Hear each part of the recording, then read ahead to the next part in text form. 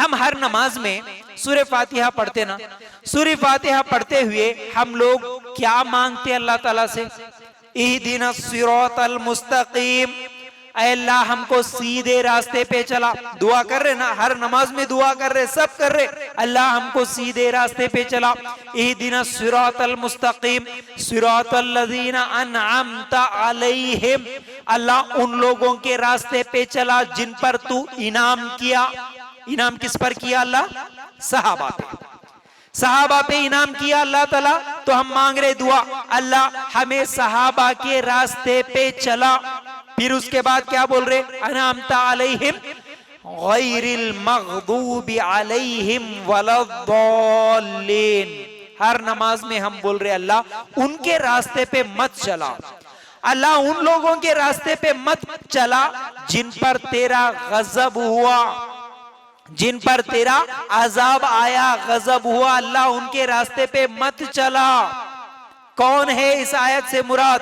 एक तरफ हम दुआ मांग रहे अल्लाह इनके रास्ते पे चला, अल्लाह इनके रास्ते पे मत चला। किसके रास्ते पे चला? अल्लाह हमें सहाबा के तरीके पे, सहाबा के रास्ते पे चला, लेकिन अल्लाह इन लोगों के रास्ते पे मत चला। गैरिल मग़दूब वलद्दाल्लीन से मुराद ईसाई और यहूदी है, ईसाई और यहूदी है। हम हर नमाज में दुआ मांग रहे अल्लाह ईसाइयों के तरीके पे मत चला, यहूदियों के तरीके पे हमें मत चला, लेकिन दिल में ख्वाहिश पूरी उन्हीं के तरीके अपनाने में है। दिल में ख्वाहिश उनके तरीके पसंद आते, जुबान से दुआ कर रहे अल्लाह उनका तरीका नहीं होना, लेकिन नया साल आया तो उन्हीं के तरीके पे एक दूसरे को हैप्पी न्यू ईयर के ग्रीटिंग्स देना, मैसेजेस करना, ये फिर क्या है? ये इस्लाम नहीं होता। हम जो दुआ कर रहे उसके खिलाफ ही हमारा अमल है। अगर ऐसा है तो अल्लाह के लिए गौर करना। अब हम लोगों को सोचने की बात यह है, नहीं भाई, अब एक नौजवान आज सोचता है क्या ये भी नहीं करना, वो भी नहीं करना, ऐसा नहीं करना, वैसा नहीं करना। हमेशा हमारा इस्लाम रोकता है, हमारा इस्लाम खुशी से रोकता है, हमको कोई खुशी नहीं करने देते। ये सही इल्म नहीं रहने की वजह से आज नौजवान ऐसे सोच में पड़े हुए हैं। कॉन्वेंट स्कूलों में इंग्लिश मीडियम की पढ़ाई पढ़ते पढ़ते पढ़ते अब उन्हीं की सोच, उन्हीं की ईदें अच्छी लगती, उन्हीं की सोहबत में रह के आज उनके जैसा नाचना गाना सब कुछ उनका पसंद आने लगा। अब वो सोचता है नहीं भाई, क्यों इतनी हमारे लिए पाबंदियां?